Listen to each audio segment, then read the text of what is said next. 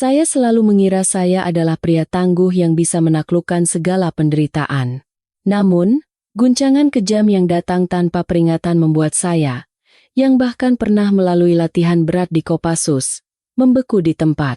Seolah seseorang menghantam tepat di jantung keyakinan saya. Semuanya dimulai pada suatu Jumat malam. Istri saya, Sari, berkata, "Malam ini ada ulang tahun direktur di kantor. Jadi kami semua akan mampir sebentar ke tempat karaoke." Itu adalah kalimat yang ia lontarkan dengan santai, seperti biasanya. Namun entah mengapa, hari itu jantung saya berdebar lebih kencang. Firasat buruk bahwa ada sesuatu yang salah. Saya bukanlah tipe suami yang pencuriga dan suka mengekang istri. Bahkan, teman-teman saya sering bercanda menyebut saya suami spesies langka. Karena saya mendedikasikan segalanya untuk istri dan lebih mempercayainya daripada sahabat karib saya sendiri. Namun, ada yang namanya intuisi seorang pria yang tak bisa dijelaskan. Intuisi itulah yang menyeret saya ke dalam keheningan penuh curiga yang tak berkesudahan. Saya dan Sari sudah menikah hampir 10 tahun. Saya adalah mantan anggota Kopassus yang pensiun dini pada usia 30 tahun karena cedera lutut, lalu membuka sebuah bengkel kecil di pinggiran Jakarta, di daerah Bekasi. Sari bekerja sebagai staf akuntansi di sebuah perusahaan properti, pekerjaan yang stabil dengan penghasilan yang cukup baik. Kami memiliki seorang putri yang tahun ini duduk di kelas 2 SD. Dia adalah satu-satunya kebahagiaan dalam hidup saya, yang rela saya tukar dengan nyawa saya. Kehidupan kami sungguh damai. Sari adalah istri yang sempurna, pandai mengurus rumah tangga dan penuh kasih sayang. Setiap malam ia selalu menyiapkan makan malam untuk saya, dan jika saya bekerja hingga larut, ia akan menunggu di depan bengkel, mengatakan ingin makan semangkuk mie instan bersama saya. Saya sangat mencintainya, sampai-sampai berpikir jika ada kehidupan selanjutnya, saya ingin menikah lagi dengan wanita ini. Namun, segalanya mulai berubah 4 bulan yang lalu. Sari semakin sering pulang terlambat dengan alasan lembur, acara kantor, atau pesta ulang tahun rekan kerja. Riasannya menjadi lebih tebal, pakaiannya lebih mencolok, dan ia mulai memakai parfum menyengat yang dulu ia benci karena membuatnya pusing.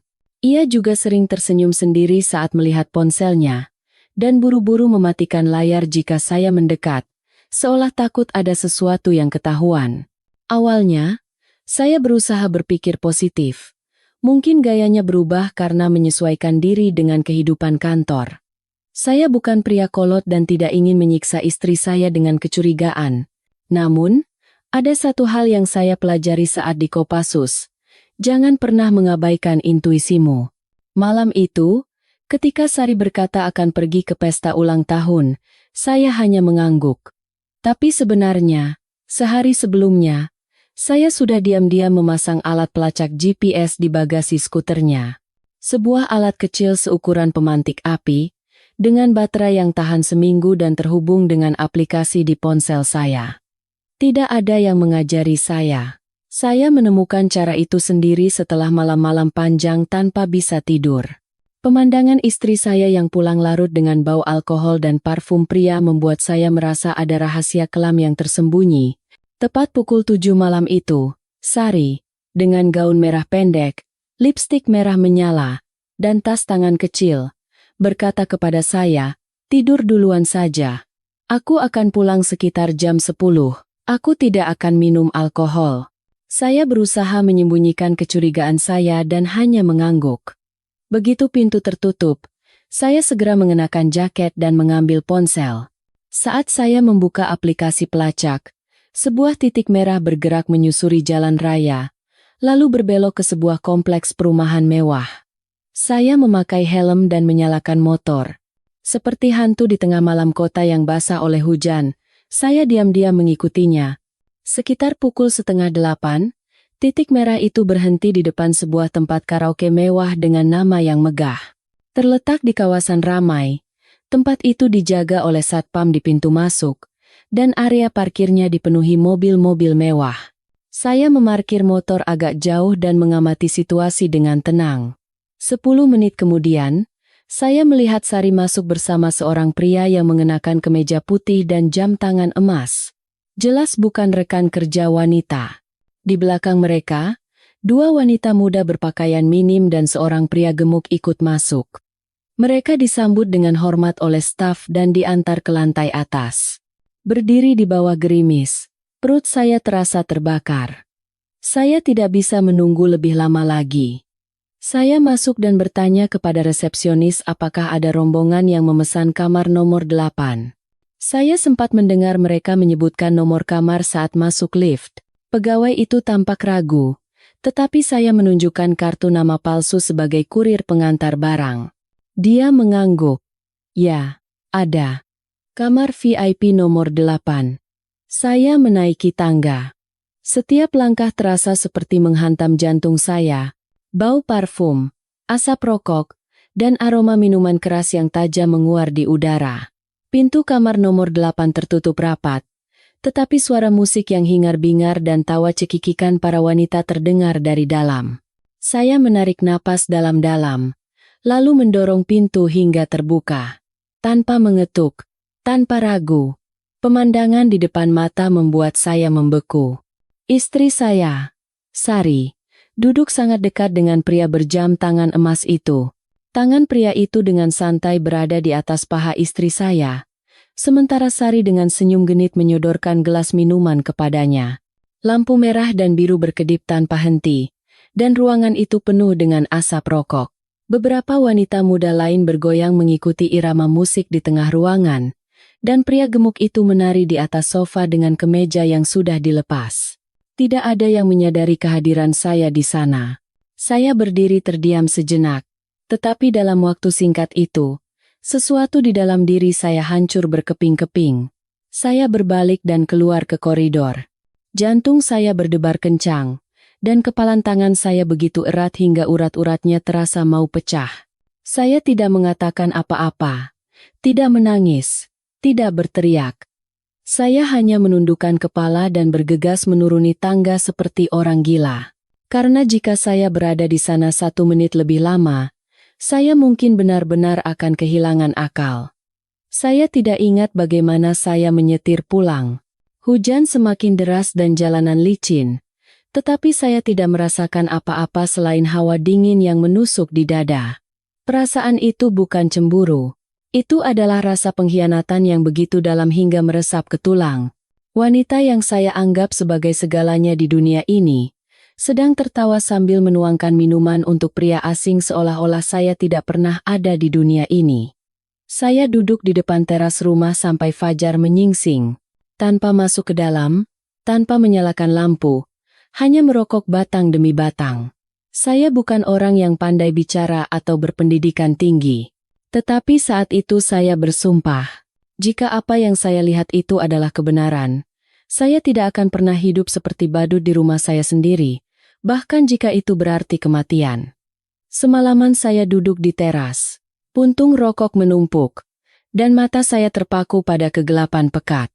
Ribuan pertanyaan berputar di kepala saya, tetapi tidak ada jawaban yang bisa meredakan amarah yang bergejolak.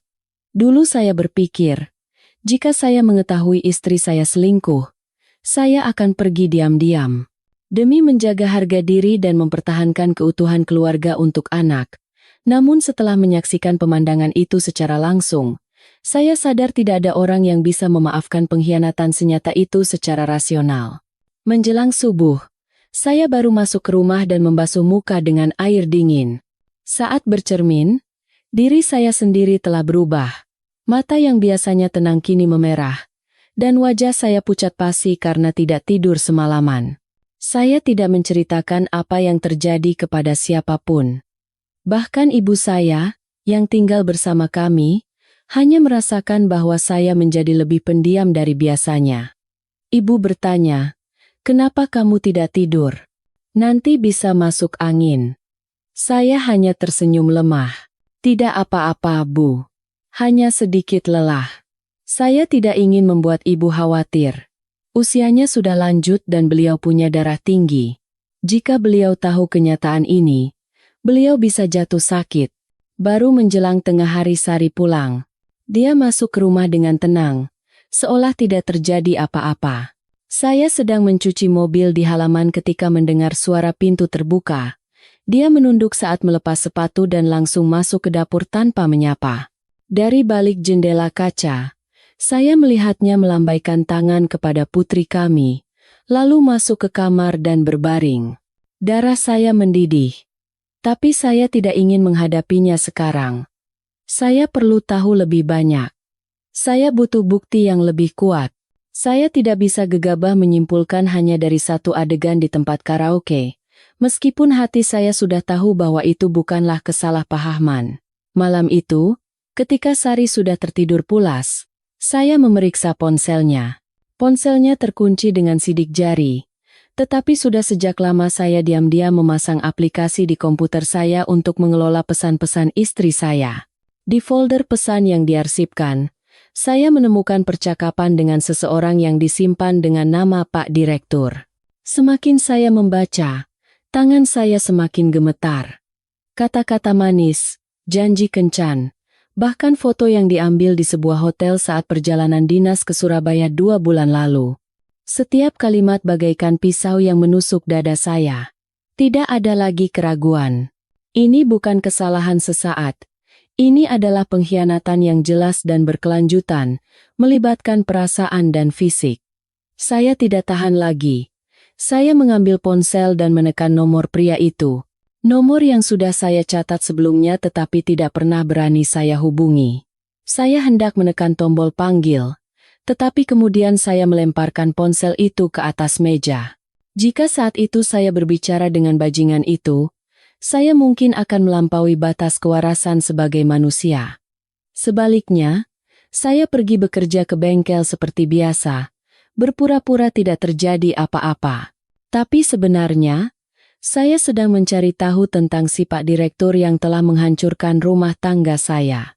Setelah bertanya kepada beberapa teman di industri properti, saya mengetahui bahwa si brengsek itu adalah Hartono, direktur di perusahaan tempat istri saya bekerja. Ia seorang duda kaya yang terkenal suka bermain perempuan. Dia tidak pernah kekurangan wanita, tetapi ia secara khusus menyukai wanita yang sudah bersuami. Ia menggunakan kekuasaannya untuk menikmati hubungan rahasia, dan setelah bosan, ia akan membuangnya seperti sampah. Mendengar cerita itu, saya ingin berteriak.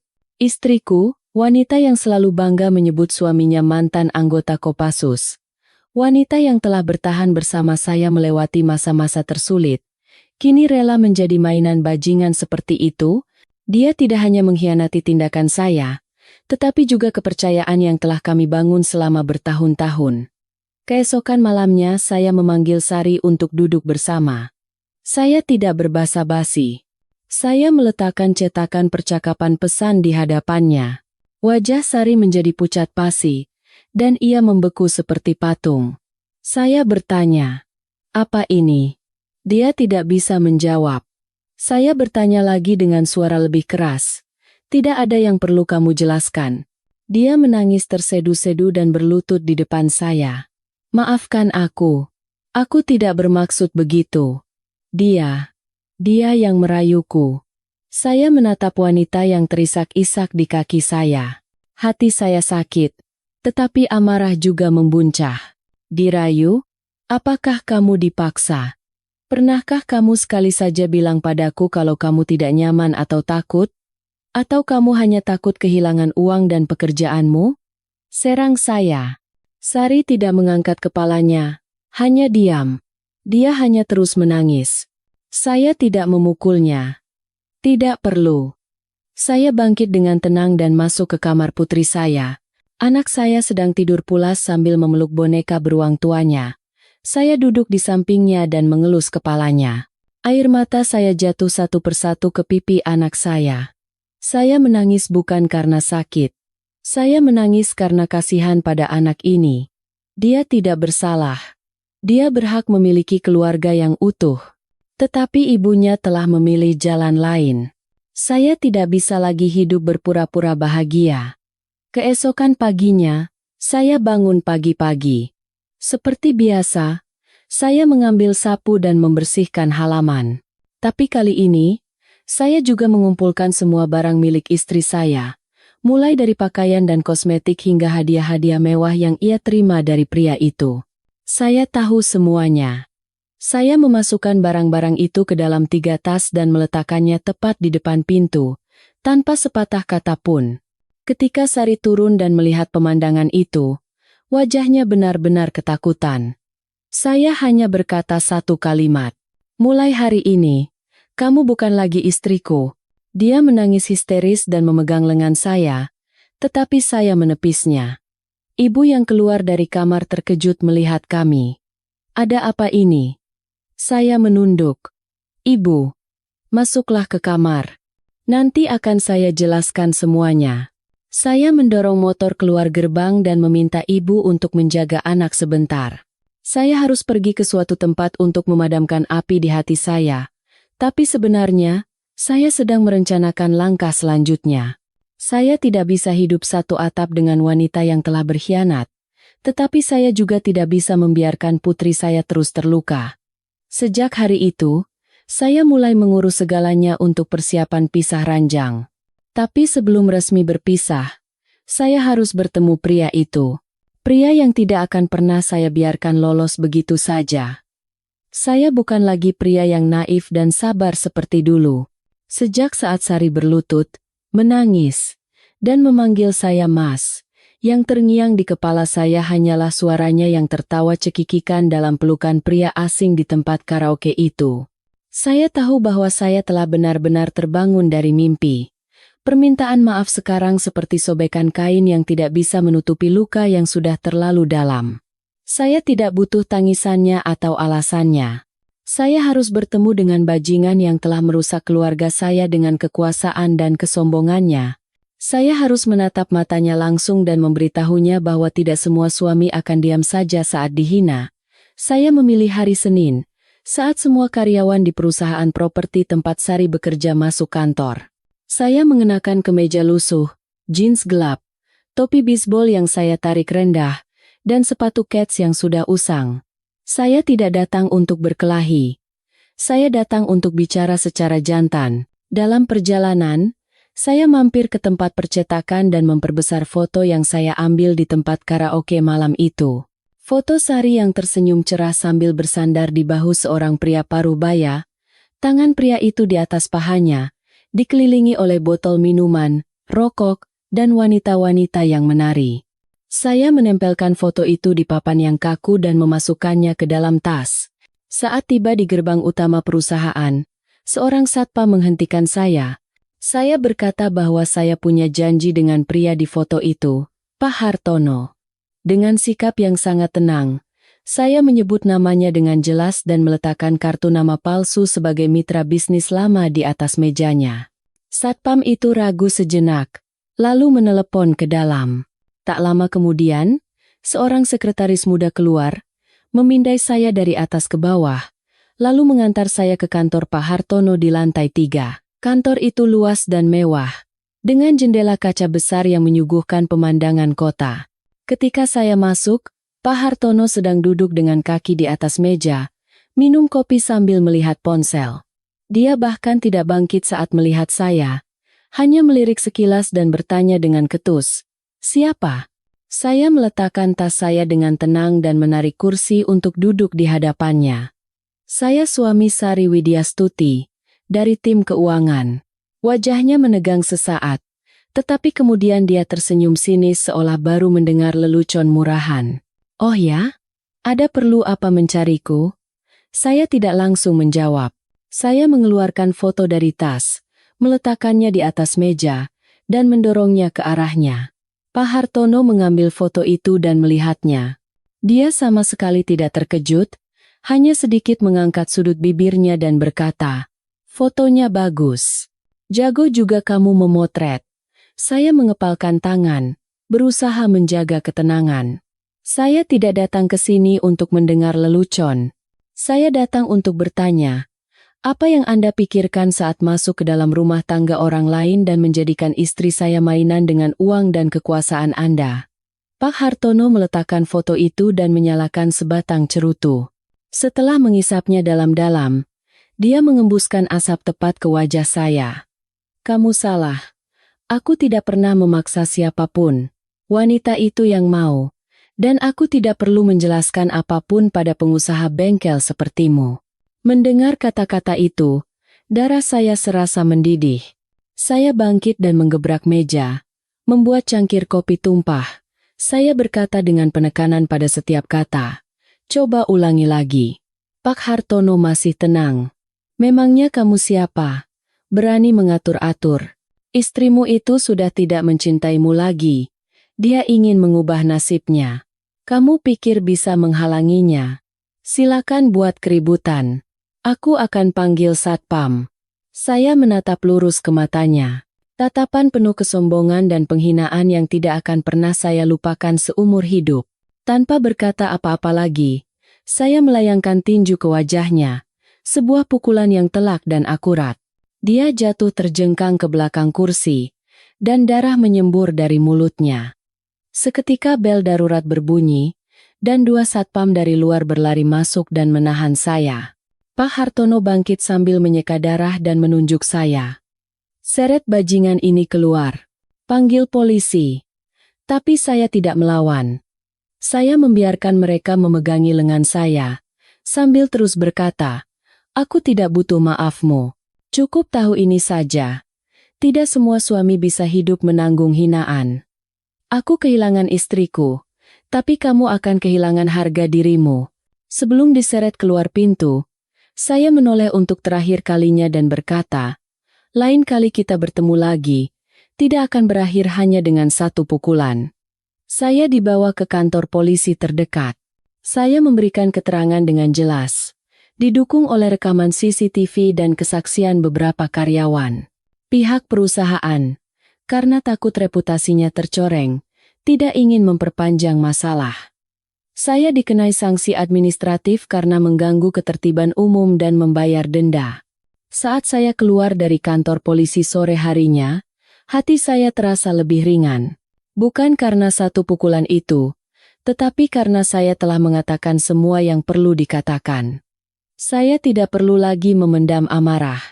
Saat saya tiba di rumah, Sari sedang duduk termenung di teras. Sepertinya dia sudah mendengar beritanya. Gosip menyebar secepat kilat.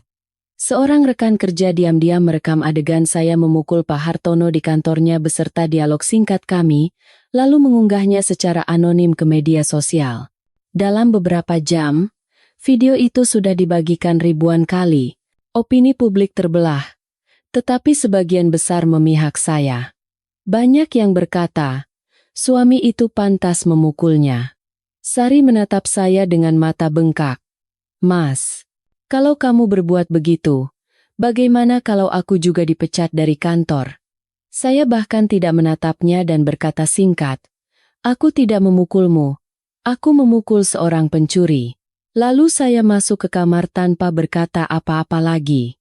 Malam itu, saya duduk di samping putri saya. Dia belum mengerti apa yang terjadi dan hanya bertanya, ayah terluka? Saya mengelus kepalanya dan mencoba tersenyum. Ayah tidak apa-apa, cuma sedikit lelah. Anak saya memegang tangan saya. Ayah jangan sedih. Aku sayang ayah. Hati saya terasa diremas. Dulu saya berpikir bisa menahan dan menanggung segalanya. Asalkan bisa menjaga keutuhan keluarga dan mempertahankan posisi seorang ibu untuk anak saya. Tapi sekarang saya tahu, menjaga cangkang yang kosong bukanlah cara untuk melindungi anak. Yang harus saya lindungi adalah martabat saya sebagai seorang ayah dan kebenaran untuk diri saya sendiri. Saya telah mengambil keputusan. Besok saya akan menulis surat perjanjian pisah ranjang. Dan kali ini, saya tidak akan pernah menoleh ke belakang. Keesokan paginya setelah keluar dari kantor polisi, langit mendung dan angin bertiup dingin seolah ada sesuatu yang akan meledak. Saya bangun pagi dan membereskan bengkel. Membersihkan setiap kunci pas dan peralatan, seolah sedang membersihkan noda di hati. Tadi malam adalah pertama kalinya saya bisa tidur nyenyak dalam beberapa minggu. Anehnya, tanpa istri di samping, hati saya justru terasa tenang. Tidak ada lagi malam-malam di mana kami saling memunggungi, berusaha mengabaikan desah napas satu sama lain. Tidak ada lagi keheningan beracun yang mengalir di antara dua orang yang pernah begitu mesra. Sekitar tengah hari, saat saya sedang mengganti oli mobil tua pelanggan, ibu berlari keluar dari rumah dengan wajah pucat. "Budi, ada orang yang mencarimu." "Dua pria asing," katanya pengacara. Saya membersihkan tangan dan keluar. Dua pria berjas rapi dengan tas kerja berdiri di depan pintu. Salah satu dari mereka membuka mulut. "Pak Budi Santoso, kami dari tim hukum perusahaan tempat istri Anda pernah bekerja. Tempat terjadinya insiden yang tidak menyenangkan kemarin. Kami datang hari ini untuk mencapai kesepakatan damai. Kami harap Anda tidak memperpanjang masalah ini." Saya menatap mereka tajam dan berkata dengan suara sedingin baja, "Saya tidak menuntut apa-apa. Jadi kesepakatan apa? Yang terluka itu saya, bukan perusahaan Anda." Mereka saling bertukar pandang. Lalu yang satu lagi berkata dengan suara lebih lembut, "Kami sangat memahami perasaan Anda. Tetapi jika Anda menyebarkan informasi tambahan di internet, itu bisa sangat merusak citra perusahaan kami. Jadi, kami mohon Anda menandatangani perjanjian ini. Ini adalah janji untuk tidak menyebarkan foto atau menyebutkan nama perusahaan dalam konten apapun." Saya tertawa. Tawa yang getir. "Anda khawatir dengan citra perusahaan. Tapi siapa yang akan mengkhawatirkan martabat saya? Siapa yang khawatir jika nanti anak perempuan saya besar dan diejek karena ibunya seorang pelakor? Pulang dan sampaikan pada direktur hebat Anda itu bahwa saya sudah sangat menahan diri. Sekali lagi dia muncul di sini, saya tidak tahu apakah saya masih bisa menjaga akal sehat saya. Saya tidak akan menandatangani apapun." Pintu tertutup, dan kedua pria itu berdiri termangu. Saat saya masuk rumah, ibu memegang tangan saya. "Ada apa sebenarnya?" Ibu dengar tetangga berbisik-bisik. Saya duduk dan untuk pertama kalinya menceritakan segalanya kepada ibu. Malam itu, saat saya membuntuti istri saya, perkelahian di kantor, dan keputusan saya untuk pisah ranjang. Ibu menangis. Lalu beliau terduduk di lantai keramik. "Ya Tuhan, kenapa cobaan ini begitu berat? Padahal Sari itu anak yang baik." Saya memegang tangan ibu dan berkata dengan suara rendah, "Dia mungkin baik pada ibu. Tapi dia mengkhianati saya. Saya tidak memukulnya. Tapi saya tidak bisa hidup bersamanya satu hari pun lagi." Ibu menangis tanpa suara sambil mengangguk. Beliau kasihan pada saya dan cucunya. Tetapi beliau juga mengerti bahwa sesuatu yang sudah hancur tidak bisa direkatkan kembali dengan air mata. Sore harinya, Sari pulang. Wajahnya kuyu dan matanya bengkak karena menangis. Dia diam-diam mengemasi barang-barangnya. Saya tidak bertanya kemana dia akan pergi, juga tidak mencegahnya. Putri saya melihat ibunya mengemasi pakaian dan berlari memeluk kakinya. "Ibu mau kemana?" Sari memeluk putrinya dan terisak. "Ibu pergi sebentar." "Ya, baik-baik sama ayah." Anak itu tidak mau melepaskan tangan ibunya. "Ibu jangan pergi." Saya menyaksikan pemandangan itu dari jauh. Hati saya teriris. Seberapapun saya membencinya, anak ini mencintai ibunya. Dan Sari tetaplah ibu dari anak ini. Ketika Sari membawa tas kopernya dan mendekati saya, dia berkata lirih, "Maafkan aku. Aku tahu aku salah. Tapi aku tidak pernah berhenti mencintaimu. Hanya saja hatiku lemah dan aku menginginkan kehidupan yang lain." Saya menatapnya dan berkata, "Kamu sudah mendapatkan kehidupan lain itu, dan sekarang aku akan memulai lagi. Kehidupan tanpamu." Sari mengangguk sambil menangis. Dia berbalik, dan gaun putihnya melambai ringan ditiup angin senja. Seolah ucapan selamat tinggal tanpa kata. Malam itu, saya duduk di kamar dan menulis surat perjanjian pisah ranjang. Bukan surat cerai. Saya belum ingin mengakhirinya. Bukan karena masih ada sisa perasaan, tetapi karena anak. Saya butuh waktu untuk mempersiapkan hati putri saya. Saya tidak ingin suatu pagi dia bangun dan mendapati ibunya telah pergi selamanya.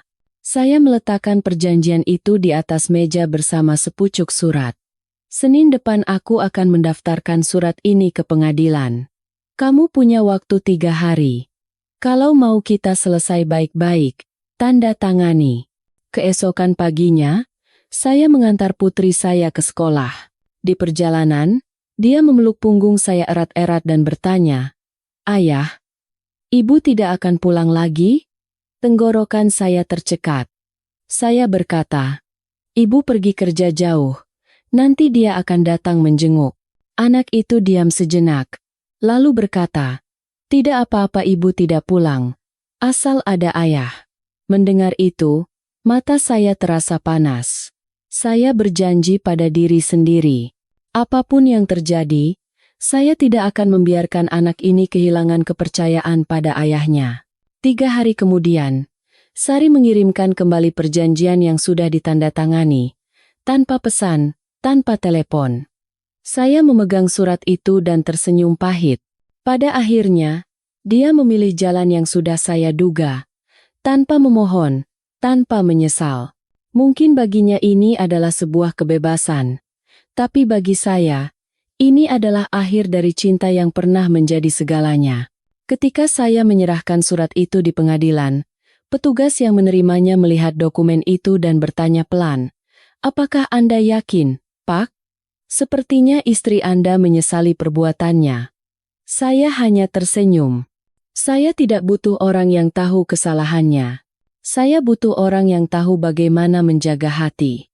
Hari itu, saya resmi menjadi seorang pria yang hidup bersama ibu dan putrinya, tanpa seorang istri. Anehnya, saya tidak merasa hampa, justru terasa lega, seolah baru saja meletakkan batu besar yang telah menekan saya selama bertahun-tahun. Saya tidak tahu apa yang akan terjadi di masa depan, tetapi saya tahu bahwa saya telah membuat pilihan yang tepat, dan saya tidak akan pernah menoleh ke belakang lagi. Saya pikir perjanjian pisah ranjang sudah diterima dan semuanya berakhir. Saya fokus pada pekerjaan, menghabiskan lebih banyak waktu dengan putri saya, berusaha mengisi kekosongan yang ditinggalkan oleh pengkhianatan. Sari tidak pernah kembali ke rumah. Beberapa hari pertama, putri saya terus bertanya, "Ayah, ibu mana?" Saya hanya bisa mengelus kepalanya dan berbohong. "Ibu sibuk." Seiring waktu, anak itu tidak bertanya lagi.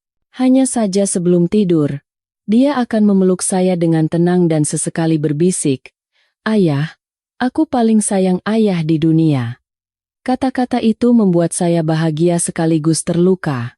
Betapapun menyakitkannya perselingkuhan Sari, saya masih ingin percaya bahwa itu hanyalah kesalahan sesaat karena tergoda. Setidaknya agar hati saya bisa sedikit lebih tenang. Namun seminggu kemudian, saya mengetahui fakta-fakta yang membuat saya tidak bisa lagi hidup dalam ilusi itu. Hari itu, saya menerima telepon dari Rina, teman lama Sari. Rina dan Sari adalah teman seangkatan di universitas, dan meskipun menempuh jalan masing-masing setelah lulus, mereka tetap berkomunikasi. Rina tahu tentang perpisahan kami melalui media sosial dan juga telah melihat video keributan saya di kantor.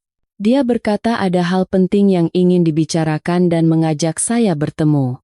Kami bertemu di sebuah kafe kecil di ujung gang yang sepi. Rina adalah wanita berpenampilan tenang, dan dia berbicara dengan suara yang jelas. Dia menatap saya dengan mata sedih dan berkata, "Mas Budi, saya benar-benar berpikir keras apakah harus menceritakan ini. Tapi saya tidak tahan lagi melihat Mas dan putri Mas menderita karena orang seperti Sari." Saya mengangguk tanpa kata. Rina dengan tenang menceritakan kisah-kisah yang begitu mengejutkan hingga membuat saya membeku.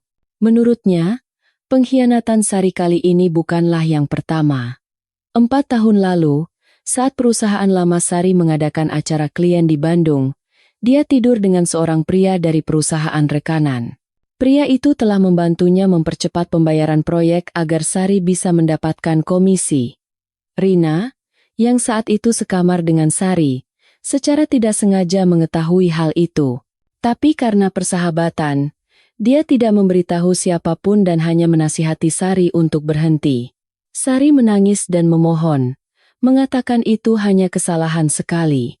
Rina mengira semuanya sudah berakhir, tetapi hanya beberapa bulan kemudian, Sari memulai hubungan tidak pantas lagi dengan atasannya yang sudah menikah. Mereka sering melakukan perjalanan dinas bersama, memesan kamar hotel terpisah, lalu bertemu diam-diam dengan alasan pekerjaan. Saya hanya mendengarkan. Setiap kata terasa seperti mengiris jantung saya. Rina menunjukkan beberapa pesan lama yang ia simpan. Tangkapan layar percakapan antara Sari dan pria itu berisi konten yang tidak mungkin disalahpahami. Saya mengenali gaya bicara Sari. Panggilan sayangnya yang khas. Bahkan foto yang diambil dengan wajah ditutupi. Sama seperti yang pernah ia kirimkan kepada saya saat kami pacaran. Saya tidak percaya dengan mata saya. Istri yang saya kira hanya sekali tersandung, ternyata telah menipu saya selama bertahun-tahun. Selama saya tidur di sampingnya, merawatnya saat sakit, mengorbankan segalanya agar dia bisa bekerja dengan nyaman, dia menjalani kehidupan ganda di belakang saya. Tersenyum manis di hadapan saya, sambil menyerahkan tubuhnya kepada pria lain. Rina memegang tangan saya dan berkata, "Maaf saya tidak memberitahu lebih awal. Tapi jika sekarang saya tetap diam, saya rasa itu tidak manusiawi." Saya berterima kasih kepada Rina. Suara saya serak, dan di dalam hati saya, bukan lagi kemarahan yang tersisa, melainkan kehampaan yang tak berujung. Semua kenangan dengan Sari kini terasa tidak berarti. Semuanya bohong. Topeng yang begitu rapi dan sempurna, sehingga saya, yang hidup hanya dengan kepercayaan, tidak bisa menyadarinya dari awal. Kembali ke rumah, saya masuk ke kamar dan mengeluarkan semua album tua, buku harian, surat cinta, dan hadiah-hadiah kecil yang pernah kami berikan satu sama lain. Sekarang semuanya terlihat seperti sebuah komedi. Saya memasukkan semuanya ke dalam karung, membawanya ke halaman belakang, dan membakarnya. Api berkobar dengan suara gemeretak. Saya berdiri di sana, menyaksikan masa lalu saya terbakar. Tidak setetes pun air mata yang jatuh. Putri saya berlari keluar karena terkejut. "Ayah, sedang apa?" Saya berjongkok dan memeluknya. "Ayah sedang bersih-bersih. Agar ayah dan anak ayah bisa memulai hidup baru. Malam itu saya tidak bisa tidur." Cerita Rina terus berputar di kepala saya. Saya menatap langit-langit. Hati saya kosong. Bukan karena rasa pengkhianatan. Perasaan itu sudah cukup saya rasakan. Tetapi karena pikiran betapa bodohnya saya. Telah ditipu begitu lama, namun masih percaya bahwa istri saya adalah orang baik. Saya berpikir, berapa banyak lagi rahasia yang tidak saya ketahui. Seringnya Sari menginap di luar, perjalanan dinas yang tiba-tiba, hadiah-hadiah dari entah siapa. Mungkin di balik semua itu ada bayang-bayang pria lain. Keesokan paginya, setelah mengantar putri saya ke sekolah, saya menuju ke kantor seorang pengacara yang saya kenal. Saya memutuskan untuk mengajukan gugatan cerai. Tidak ada lagi pisah ranjang. Tidak ada lagi kesempatan. Saya ingin memutus hubungan ini.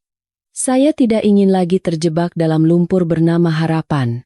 Pengacara itu bertanya, "Hak asuh anak tentu akan Anda ambil, kan?"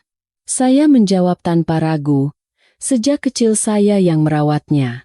Istri saya tidak pernah merawatnya dengan benar. Saya akan membesarkannya sampai akhir." Pengacara itu mengangguk dan menyiapkan dokumen. Saya menandatanganinya dengan tegas, seolah sedang menandatangani surat perintah untuk membebaskan diri saya sendiri. Saya tidak langsung memberitahu Sari. Saya biarkan pengadilan mengirimkan surat pemberitahuan sesuai prosedur. Dia pasti akan terkejut, tapi saya tidak lagi peduli dengan reaksinya. Yang penting bagi saya sekarang hanyalah bagaimana membesarkan anak ini dengan benar. Bagaimana agar anak ini tidak terluka karena kesalahan orang dewasa. Selama beberapa hari berikutnya, saya hidup lebih tenang. Saya mengurangi bicara dan tawa, hanya fokus bekerja dan merawat anak. Sesekali saya mengajak ibu ke masjid. Saya tidak mengunggah apapun di media sosial. Tidak mengeluh, tidak curhat. Saya tidak butuh simpati siapapun. Saya hanya ingin ketenangan. Tapi ketenangan tidak pernah datang dengan mudah. Terutama ketika luka belum sembuh. Saya pikir satu pukulan di wajah bajingan bernama Hartono itu adalah akhir dari semua penghinaan yang harus saya alami. Tapi itu baru permulaan. Setelah mendengar cerita Rina, saya sadar. Hartono bukan pria pertama yang masuk ke dalam pernikahan kami, melainkan pria terakhir yang ketahuan. Saya telah hidup dalam kebutaan terlalu lama. Jika saya tidak menggali kebenaran ini sampai tuntas, saya tidak akan pernah bisa lepas dari rawa kenangan manis namun busuk bernama Sari. Setelah bertemu Rina, saya tidak bisa tidur selama beberapa malam, bukan karena sakit, tetapi karena marah pada diri sendiri. Marah karena telah mencintai, mempercayai, dan melindungi orang yang tidak pantas. Saat ibu mengeluh bahwa Sari malas mengurus rumah, saya membela istri saya. Saat teman-teman mengatakan pergaulan Sari terlalu luas, saya bahkan bertengkar dengan mereka. Sekarang kalau dipikir-pikir, saya tidak mengerti bagaimana saya bisa begitu naif. Tapi saya tidak berniat terus berkubang dalam penyesalan. Saya harus mengakhiri masa lalu ini dengan jelas dan bersih. Saya bertanya kepada Rina tentang informasi pria bernama Pak Wiryo, manajer yang dulu sering bepergian bersama Sari dan menjalin hubungan tidak pantas. Rina memberikan nomor telepon dan alamat kantornya saat ini. Sebuah kantor konstruksi kecil di kawasan Jakarta Selatan. Saya tidak berniat memulai perkelahian atau memukul orang lagi. Saya hanya ingin melihat langsung wajah pria yang pernah tidur dengan istri saya, dan mencabut duri terakhir yang tersisa di hati saya dengan tangan saya sendiri. Saya meneleponnya dan berpura-pura sebagai pencari kerja. Saya bilang ingin bertanya detail tentang proyek yang sedang berjalan dan ingin bertemu langsung. Suaranya terdengar serak, dan dia setuju untuk bertemu setelah jam makan siang. Saya datang tepat waktu dengan topi bisbol yang ditarik rendah dan CV palsu. Dia tidak mengenali saya. Mungkin dia belum pernah melihat wajah saya. Saya duduk di hadapannya dan mengamatinya dengan saksama. Pria pertengahan 40 kerupakan, bertubuh tegap dengan perut sedikit buncit, dan banyak kerutan di wajahnya. Tatapannya gelisah, seperti orang yang terbiasa berbohong. Setelah beberapa basa-basi, saya melepas topi, menatap lurus ke matanya, dan berkata singkat, "Saya mantan suami Sari Widyastuti. Anda ingat, kan?" Pak Wiryo terdiam sejenak, lalu matanya membelalak. Dia menelan ludah dengan gugup. "Ah, ya? Sari yang mana ya?" Saya mengeluarkan ponsel dan menunjukkan foto yang dikirim Rina. Foto Sari dan dia bersama di sebuah acara klien di masa lalu. Wajahnya pucat pasi melihat foto itu. "Anda tidak akan menyangka lagi, kan? Apa yang Anda inginkan?" Suaranya bergetar. Saya tidak langsung menjawab, hanya menatapnya sejenak lalu menghela napas. Saya tidak mau apa-apa. Saya hanya ingin bertanya, saat Anda tidur dengan istri orang, tidakkah Anda merasa bersalah? Pak Wiryo terdiam. Dia tidak bisa menjawab. "Anda punya keluarga, saya juga. Tapi saat saya bekerja untuk menafkahi istri dan anak saya, Anda membawa istri saya ke hotel. Apakah kenikmatan itu sepadan dengan moralitas yang Anda korbankan?" Dia mulai tergagap. Waktu itu, dia yang lebih dulu agresif. Saya tidak berniat menjalin hubungan lama, itu hanya kesalahan sesaat. Saya tertawa sinis. Tawa yang pahit. Kesalahan? Kenapa pria-pria seperti Anda selalu melakukan kesalahan saat membuka pakaian wanita? Dia menundukkan kepalanya. Saya tidak menunggu alasannya lagi.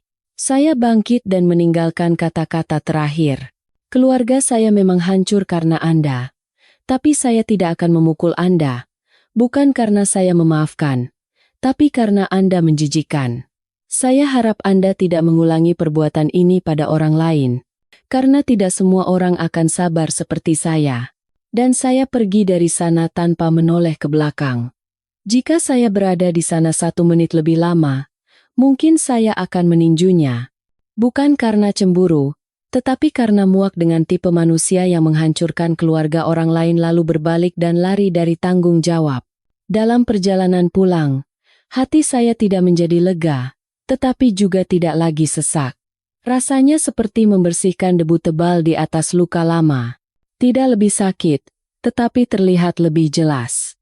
Saya telah melihat wujud asli pria-pria yang pernah masuk ke dalam kehidupan istri saya, dan saya yakin bahwa wanita seperti Sari tidak jatuh karena satu kesalahan. Dia telah memilih gaya hidup seperti itu, dan jika saya terus membelanya, itu sama saja dengan melukai diri saya sendiri. Malam itu, tiba-tiba ada pesan masuk dari Sari. Kontak pertama sejak dia menandatangani perjanjian pisah ranjang. Pesan itu hanya beberapa baris. Aku dengar kamu bertemu dengan dia. Maaf. Aku tidak tahu seberapa besar kesalahanku. Aku tidak akan minta dimaafkan. Hanya saja, tolong jangan ceritakan pada orang lain lagi. Aku juga punya pekerjaan dan harga diri yang harus dijaga. Saya membaca pesan itu dan merasa seperti disiram air dingin. Bahkan dalam situasi seperti ini, dia masih mengkhawatirkan harga diri. Saya tidak membalas. Tidak perlu lagi berdebat dengannya. Percakapan kami sudah berakhir pada hari dia pergi dari rumah ini tanpa menoleh ke belakang. Tapi yang membuat saya berpikir bukanlah pesan itu, melainkan sikap dingin di dalamnya. Tidak ada penyesalan yang tulus. Tidak ada penyebutan tentang putri kami. Tidak ada pertanyaan tentang kabar ibu kami yang pernah ia anggap seperti ibunya sendiri. Hanya tentang dirinya sendiri, tentang kehormatan yang telah ia buang. Saya sadar. Sari tidak pernah benar-benar mencintai siapapun selain dirinya sendiri. Suami, anak, keluarga, hanyalah alat untuk mempercantik citra dirinya di mata orang lain. Saya duduk di samping putri saya dan mendengarkan ceritanya tentang sekolah. Setiap kata polosnya seperti obat yang menenangkan luka. Putri saya berkata, "Ayah," kata Bu Guru, "orang yang benar-benar sayang itu tidak akan membuat orang yang disayanginya sedih." Saya mengangguk. "Benar," kata Bu Guru, "Nak." Anak itu menatap saya. "Berarti ibu tidak sayang ayah?" Saya terdiam. Saya tidak ingin putri saya tumbuh dengan kenangan buruk tentang ibunya, tetapi saya juga tidak bisa terus berbohong. Saya berkata lirih, "Ibu dulu sayang ayah." Tapi mungkin ibu lupa. Anak itu diam sejenak, lalu mengangguk. "Kalau begitu, ayah jangan lupa sayang aku." "Ya." Saya memeluknya erat. Air mata jatuh di rambutnya. "Ayah tidak akan pernah lupa." Saya tahu bahwa saya tidak bisa menghapus masa lalu, tetapi saya bisa memilih untuk tidak hidup terkurung di dalamnya. Kedatangan saya ke tempat Pak Wiryo bukan karena Sari atau karena harga diri seorang pria. Itu adalah sebuah pemutusan hubungan demi diri saya sendiri. Saya tidak ingin lagi hidup dalam pertanyaan yang tak terjawab. Sekarang saya tahu segalanya. Karena tahu, saya bisa melepaskan. Karena tahu, saya bisa memutus. Saya melihat kembali diri saya setelah melalui semua ini. Saya pernah menjadi suami yang berbakti, mencoba memaafkan, berusaha, dan memiliki harapan.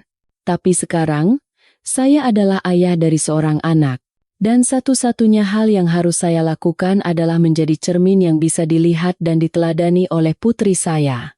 Agar kelak putri saya tahu, ada penderitaan yang harus dihadapi dengan berani, dan ada orang yang harus dilepaskan, meskipun pernah sangat dicintai. Ketika surat panggilan dari pengadilan ada di tangan saya akhirnya tahu hari itu telah tiba.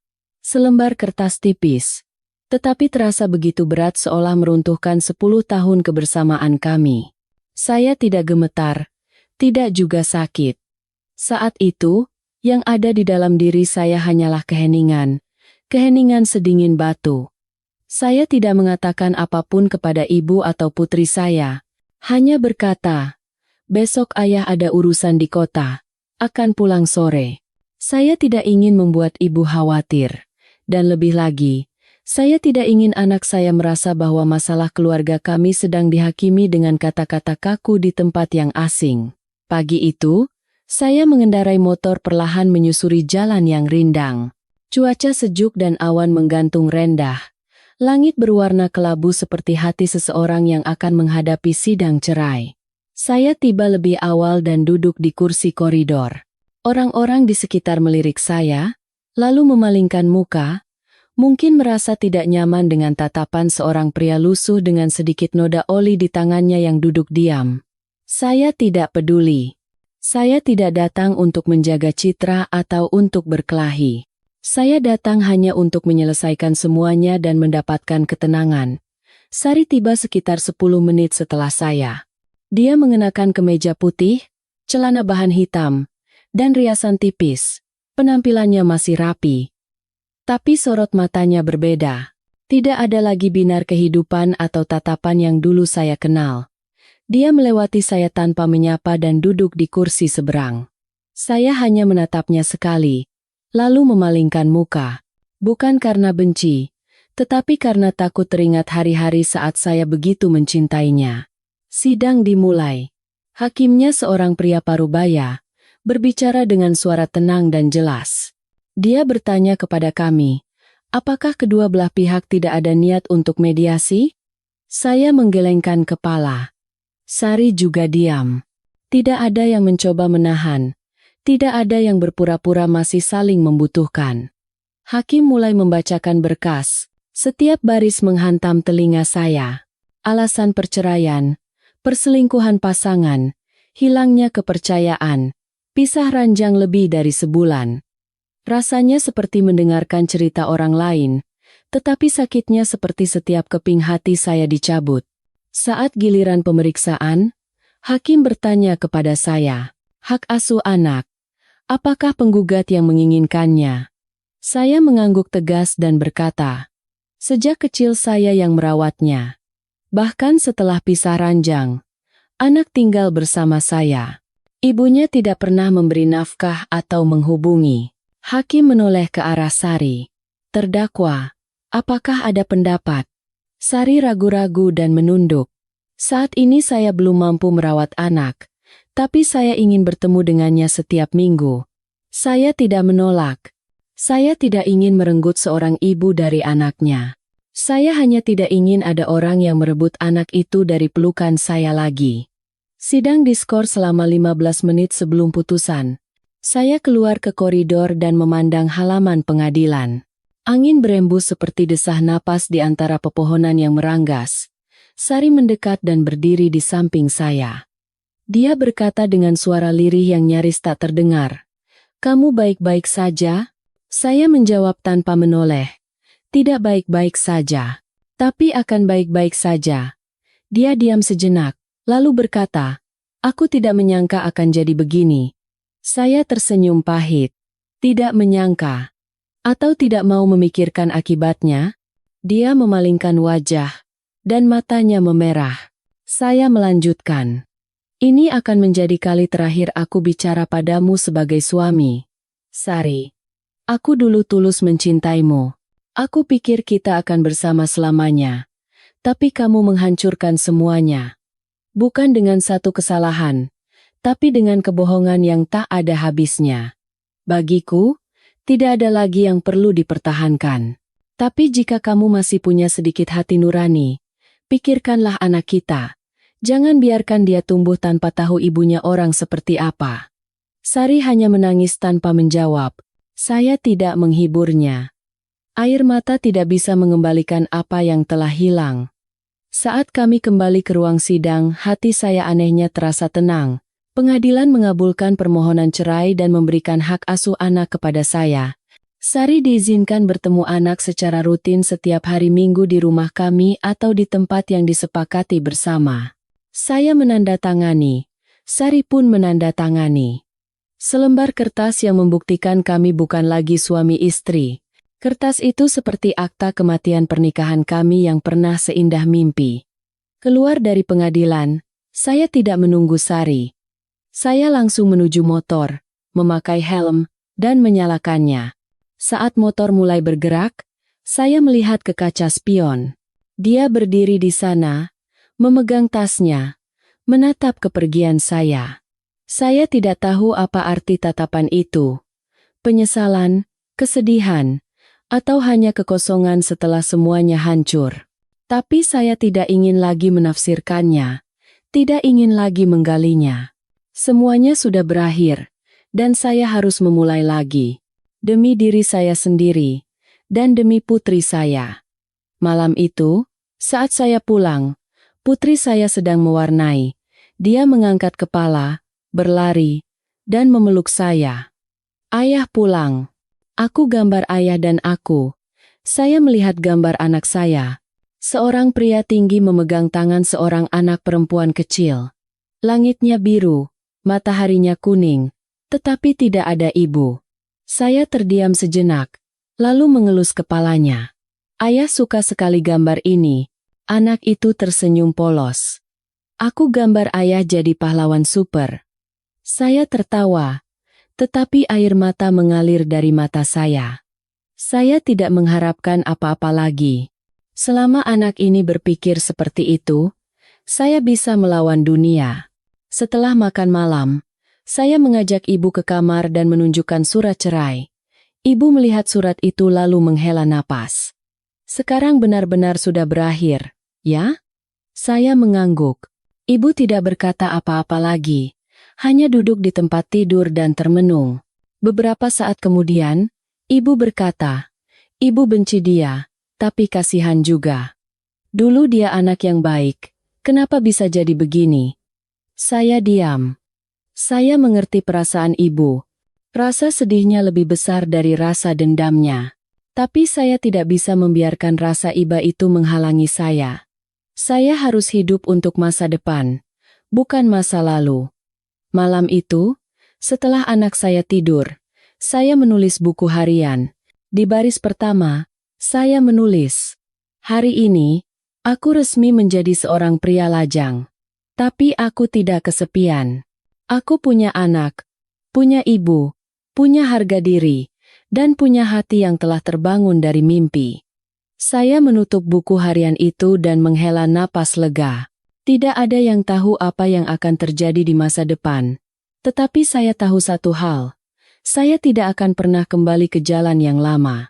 Setelah sidang berakhir, saya merasa seperti seseorang yang baru saja melepaskan baju zirah yang berat dan usang. Namun di baliknya, tampak tubuh penuh luka. Saya merasa bebas, tetapi lelah, merdeka, tetapi hampa. Selama beberapa hari berikutnya, saya hidup seperti biasa.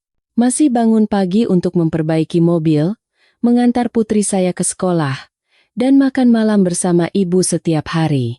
Tetapi ketika malam tiba dan semua lampu di rumah padam, saya akan duduk sendiri di teras, menatap langit gelap tanpa bulan, terhanyut dalam penantian akan sesuatu yang tidak saya ketahui. Saya tidak lagi mencintai Sari, tetapi perasaan bahwa sebagian dari hidup saya meskipun bagian yang salah telah hilang, meninggalkan kekosongan yang tidak mudah diisi. Ibu menasihati, "Nak, ajaklah anakmu pulang kampung sebentar. Di sini terlalu banyak kenangan. Ibu takut kamu terus terikat pada masa lalu." Saya mengerti maksud ibu. Pergi sejenak ke suatu tempat, melambatkan laju kehidupan, dan membersihkan puing-puing hubungan yang hancur. Setelah berpikir beberapa hari, saya memutuskan untuk menutup bengkel sementara. Beberapa mobil pelanggan tetap saya titipkan pada seorang teman. Saya mengajukan izin belajar di luar sekolah selama 3 minggu untuk putri saya, lalu membawa ibu dan anak saya menuju kampung halaman. Sebuah desa di pegunungan Jawa Barat, hampir 100 km dari kota. Tempat saya dilahirkan, dan tempat makam ayah saya yang meninggal karena kecelakaan kerja belasan tahun lalu. Perjalanan pulang kampung adalah perjalanan terpanjang kami bertiga. Putri saya bersemangat seperti anak yang akan piknik. Sementara ibu lebih banyak diam, sesekali menatap saya dan pemandangan di luar jendela secara bergantian. Saya juga tidak banyak bicara. Semakin jauh pemandangan kota tertinggal, semakin ringan perasaan saya. Saya butuh udara yang berbeda. Saya butuh hari-hari tanpa suara klakson mobil, tanpa aroma parfum yang biasa dipakai Sari, tanpa kenangan yang menjerat di setiap sudut yang familiar. Tiba di kampung, saya mengantar ibu ke rumah kecil tempat beliau dulu tinggal bersama ayah. Rumah itu kosong sejak ibu pindah ke kota untuk tinggal bersama saya. Atap gentingnya sudah tua, halamannya beralaskan bata merah, dan pohon-pohon di depan rumah masih berdiri di tempat yang sama. Saya membersihkan debu, mengganti bola lampu yang mati, dan memasang kembali tempat tidur gantung di bawah pohon mangga, tempat saya dulu berbaring sambil mendengarkan cerita ayah. Putri saya berlari-lari sambil tertawa, seolah tidak ada tempat yang lebih menyenangkan di dunia. Selama minggu pertama, saya hanya bernapas. Tidak banyak berpikir, tidak membuka media sosial atau pesan-pesan lama. Saya menggarap kebun, memperbaiki kandang ayam yang reyot, memancing ikan di sungai bersama putri saya, dan memasak nasi di tungku bersama ibu. Kegiatan-kegiatan sederhana ini perlahan menenangkan hati saya, seperti luka yang bertemu air sejuk. Tidak perlu berpura-pura kuat. Tidak perlu menjaga gengsi. Saya hanya perlu hidup sebagai orang biasa. Seorang pria yang mengalami kehilangan, tetapi tidak ditelannya. Suatu sore, saat saya sedang membersihkan parang, notifikasi pesan masuk di ponsel saya. Pesan dari Sari. Pertama kalinya sejak perceraian. Aku dengar kamu pulang kampung. Maaf sudah memberimu begitu banyak luka. Aku tidak akan minta dimaafkan. Tapi aku rindu anakku. Bisakah kamu izinkan aku bertemu sekali saja? Saya melihat pesan itu, tetapi hati saya tidak goyah. Saya tidak lagi membencinya, tidak juga merasa kasihan. Rasanya seperti membaca pesan dari orang asing yang kebetulan pernah masuk ke dalam hidup saya lalu pergi ke jalan yang berbeda. Saya membalas singkat. Aku akan di sini selama 3 minggu. Nanti setelah pulang, kalau anak mau, akan kuizinkan bertemu. 3 hari kemudian, ada kabar bahwa seseorang mencari saya di gerbang desa. Ternyata Sari. Dia datang dengan bus dan menunggu saya di bawah pohon di pinggir desa. Badannya terlihat sangat kurus. Rambutnya diikat ke belakang, mengenakan jeans usang dan jaket longgar. Wajah dingin yang meninggalkan ruang sidang, atau wanita yang tertawa bersama pria asing di tempat karaoke, tidak ada lagi. Dia menunduk pada saya dan tanpa banyak kata hanya meminta untuk bertemu anaknya. Ketika saya membawa putri saya, anak itu melihat ibunya dan terdiam sejenak, lalu berlari memeluknya. Ibu dan anak itu berpelukan sambil menangis. Saya memalingkan muka. Saya tidak ingin ikut campur dalam emosi putri saya. Saya membiarkan mereka berdua berbicara di bawah pohon. Sari bertanya tentang sekolah, makanan, dan kehidupan anak di desa. Anak itu berceloteh tentang segala hal. Tentang bagaimana ayah melarangnya makan banyak mie instan dan menyuruhnya makan sayur. Tentang bagaimana ayah membasuh rambutnya dengan air dingin tapi dia tidak masuk angin. Mendengar cerita itu, hati saya pun sedikit menghangat. Sari meminta izin untuk menginap semalam di rumah nenek. Ketika saya bertanya pada ibu, beliau berkata, bagaimanapun dia ibu kandungnya, bagaimana bisa kita memutus ikatan darah, sambil mengangguk pelan. Saya tidak menolak, tetapi kami tidak banyak bicara. Saya tidur di tempat tidur gantung, sementara Sari tidur di kamar yang berbeda. Malam itu bulan bersinar terang. Saya berbaring mendengarkan suara serangga, tetapi hati saya tidak lagi berat. Sari tidak lagi meminta maaf atau memohon untuk memulai kembali. Dia hanya diam-diam merawat anak, mencuci piring, mencuci baju, dan membelah kayu bakar, seolah menebus dosanya dengan tindakan, bukan kata-kata. Keesokan paginya, dia berpamitan pada ibu, memeluk putrinya sekali lagi, lalu pergi. Tanpa meminta apa-apa lagi, tanpa menangis, hanya menunduk dan mengucapkan terima kasih. Saya mengantarnya ke terminal bus. Sebelum naik, dia menoleh pada saya dan berkata lirih, terima kasih sudah mengizinkan bertemu anak. Tidak ada yang bisa kujadikan alasan. Hanya saja, kalau hatimu sudah sedikit tenang, maafkanlah aku. Bukan untukku, tapi untuk dirimu sendiri. Saya hanya mengangguk sebagai jawaban. Di tempat bus itu pergi, yang tersisa hanyalah debu tipis dan wanita yang pernah menjadi istri saya. Kini dia adalah penumpang asing yang menempuh jalan tanpaku. Waktu di kampung halaman tidak hanya memulihkan saya, tetapi juga membuat Sari berhadapan dengan anaknya dan dirinya sendiri.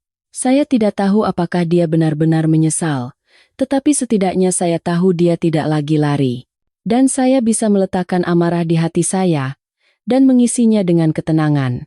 Pada minggu ketiga, saya memutuskan untuk kembali ke kota bersama ibu dan putri saya. Hidup harus terus berjalan.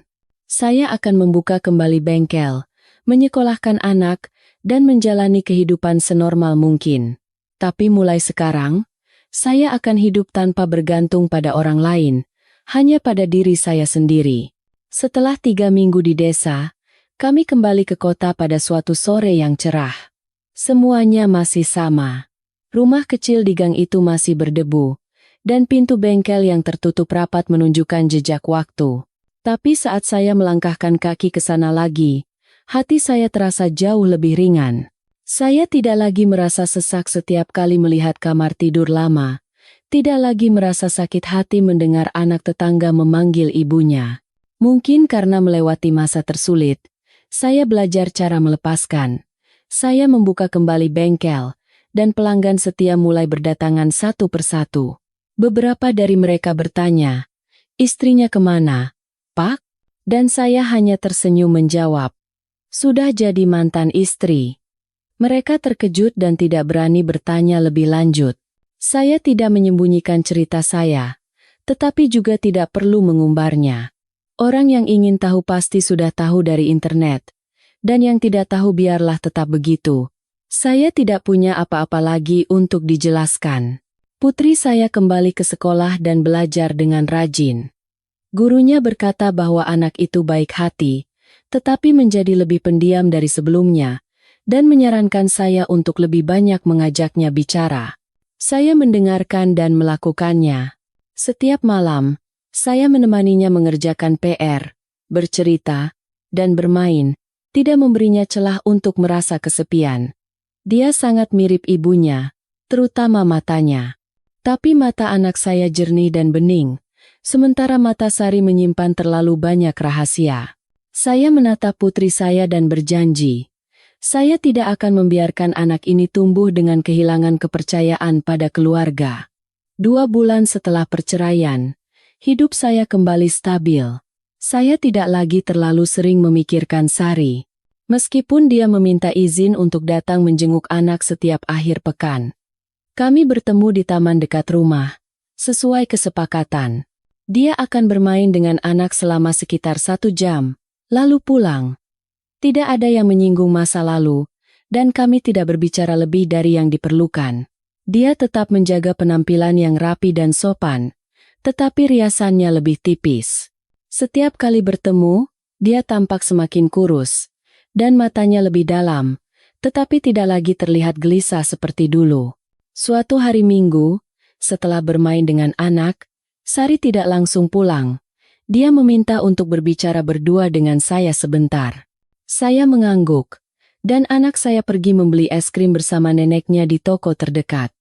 Saya dan Sari duduk di bangku taman.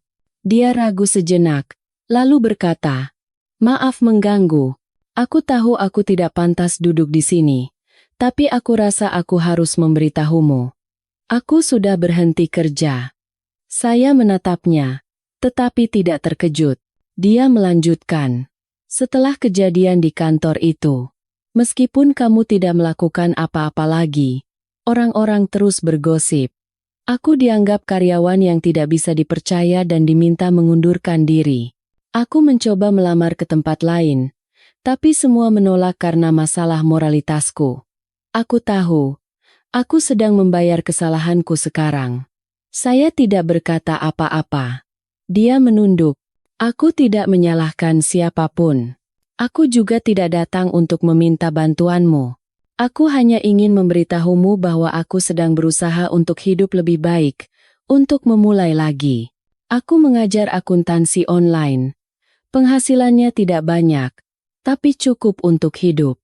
Tapi belakangan ini badanku kurang sehat, jadi terasa berat." Saya masih diam. Ada sedikit rasa iba di sudut hati saya, tetapi tidak sampai simpati. Dia melanjutkan dengan suara yang lebih kecil. Aku tidak memohon untuk kembali. Aku tahu aku tidak pantas. Aku hanya ingin meminta izin untuk bisa berada sedikit lebih dekat dengan anak. Kalau boleh, aku ingin beberapa kali mengantar jemputnya sekolah, atau sesekali membawanya ke taman. Aku janji tidak akan mengatakan hal-hal yang akan membuat anak bingung. Saya menatap wajah wanita yang pernah sangat saya cintai. Kini terukir jejak waktu dan penyesalan. Tanpa riasan tebal atau gaun cantik, hanya ada seorang manusia yang memohon untuk diizinkan melakukan hal yang wajar sebagai seorang ibu. Setelah berpikir lama, saya berkata, akan saya tanyakan pada anak. Kalau dia tidak keberatan, saya tidak akan melarang. Tapi saya tegaskan, jangan pernah membawa orang lain, dan jangan membicarakan masalah pribadi orang tua pada anak. Kalau kamu bisa menepatinya, saya tidak akan melarang. Air mata menggenang di matanya. Dia mengangguk. Terima kasih. Aku tidak menyangka kamu masih mau memberiku kesempatan menjadi seorang ibu. Saya tidak menjawab. Bukan karena saya murah hati, tetapi karena saya tidak ingin putri saya tumbuh tanpa seorang ibu. Meskipun ibu itu telah berbuat salah, bagi seorang anak, dia tetaplah orang yang melahirkannya. Sejak hari itu, Sari sesekali membantu mengantar jemput anak sekolah dan membawanya ke taman. Saya selalu mengawasi dari kejauhan. Dia menepati janjinya dan tidak melewati batas. Suatu kali, putri saya pulang dan bercerita, ibu tadi belikan es krim, tapi katanya tidak boleh dimakan sebelum makan malam. Mendengar itu, perasaan saya aneh. Dulu, Sari terlalu memanjakan anak dan hampir tidak pernah melarang apapun. Mungkin dia benar-benar sedang berubah. Perlahan, tapi pasti. Suatu sore yang hujan, saya sedang menjemput anak pulang sekolah. Di jalan, anak saya memeluk saya dan bertanya, "Ayah, kenapa ibu kelihatan sedih?" Saya terkejut. "Kenapa kamu berpikir begitu?" Ibu tersenyum, tapi matanya basah. Aku lihat ibu mengusap air mata saat aku pura-pura tidak lihat. Saya terdiam. Anak-anak tidak bisa berbohong. Saya menghela napas dan mengelus kepalanya. Mungkin ibu sedih karena rindu sama anak ayah. Tapi karena anak ayah baik, ibu juga pasti akan baik-baik saja. Anak itu mengangguk dan memeluk saya lebih erat. Malam itu, seperti biasa saya menulis buku harian. Memaafkan bukan karena orang lain pantas mendapatkannya, tetapi karena diri kita sendiri butuh ketenangan. Mungkin sudah saatnya belajar meringankan hati. Saya tidak yakin apakah saya telah memaafkannya sepenuhnya. Tapi saya tidak lagi marah, tidak ingin menghukum, tidak lagi berharap seseorang menanggung semua akibatnya. Saya hanya ingin hidup normal, membesarkan anak dengan baik, dan menyisakan satu ruang kecil di hati saya. Bukan untuk diisi, tetapi untuk mengingat bahwa saya pernah bodoh, dan saya berhasil melewatinya. Setahun telah berlalu sejak saya menandatangani surat cerai. Waktu yang cukup bagi luka untuk sembuh, air mata untuk mengering, dan orang yang pernah dicintai menjadi orang asing. Sekarang kami bisa duduk bersama tanpa dendam, tanpa celaan, dan tanpa harapan. Dulu saya pikir saya tidak akan pernah bisa lepas dari mimpi buruk itu. Bahwa setiap kali seseorang menyebut kata istri, hati saya akan terasa teriris. Tapi waktu, meskipun tidak menyembuhkan luka, ia mengajari cara hidup sambil memeluk rasa sakit. Kehidupan saya dan putri saya kini lebih stabil dari sebelumnya. Anak saya berprestasi di sekolah dan dipuji oleh guru sebagai anak yang baik dan penyayang. Saya memperluas bengkel menjadi 2 ruko dan mempekerjakan 1 montir lagi. Pekerjaan lancar, dan meskipun tidak kaya, cukup untuk hidup, cukup untuk memasukkan anak ke les bahasa Inggris, mengajaknya ke taman di akhir pekan, membelikannya es krim, dan menonton film. Terkadang, melihat tawa ceria putri saya saat berhasil mendapatkan boneka kecil dari mesin capit, hati saya terasa hangat. Tidak perlu yang muluk-muluk. Ini sudah cukup. Sari masih menepati janjinya. Dia tidak pernah datang ke rumah seenaknya atau mengganggu kehidupan saya. Dia bertemu anak seminggu sekali, dan terkadang meminta izin untuk bertemu sekali lagi jika anak yang menginginkannya. Saya tidak melarang. Suatu kali, dia kehujanan menunggu di depan gerbang, hanya untuk memberikan sebuah buku komik kesukaan anak. Saya tidak membukakan pintu, hanya mengulurkan tangan untuk menerima buku itu. Dia tersenyum dengan mata basah dan berkata, "Terima kasih." Saya mengangguk dan menutup pintu dengan pelan. Saat itulah saya sadar. Hati saya telah benar-benar tenang. Tidak ada lagi kemarahan. Tidak ada lagi cinta yang tersisa. Tahun itu, putri saya terpilih sebagai siswa teladan di sekolahnya dan menerima penghargaan. Saya mengambil cuti setengah hari, mengenakan kemeja rapi, dan mengajak ibu ke acara tersebut. Duduk di aula, melihat nama putri saya dipanggil dan ia naik ke atas panggung. Saya melihat mata ibu memerah. Ibu berbisik kepada saya, "Andai ayahmu masih hidup, dia pasti sangat bahagia." Saya memegang tangan ibu dan mengangguk. Benar, saya hidup bukan hanya untuk diri sendiri, tetapi juga untuk mereka yang telah tiada, untuk ibu yang menua, untuk putri saya, dan untuk diri saya yang bodoh di masa lalu. Setelah acara selesai, Sari sudah berada di depan gerbang sekolah. Dia hanya melihat dari jauh, tidak mendekat. Ketika putri saya berlari memamerkan piagamnya, dia memeluk anak itu erat sekali, lalu berbalik. Dari sorot matanya, saya membaca campuran antara kelegaan dan kepahitan. Dia telah kehilangan segalanya, tetapi setidaknya dia masih bisa berada di sisi putrinya. Itu mungkin adalah imbalan paling berharga yang bisa dia dapatkan setelah kehilangan segalanya. Suatu kali, putri saya bertanya kepada saya, "Ayah, kenapa tidak cari ibu baru?" Saya tersenyum dan bertanya balik, "Kenapa kamu bertanya begitu?" Anak itu menopang dagu dan berkata, "Teman-temanku ada yang punya ibu baru, ada yang punya ayah baru. Kenapa di rumah kita cuma ada ayah dan nenek?" Saya menatap anak itu dan menjawab perlahan, "Karena bagi ayah, sekarang sudah cukup. Ayah sayang anak ayah, sayang nenek. Nanti kalau anak ayah sudah besar dan merasa ayah butuh teman, baru ayah pikirkan."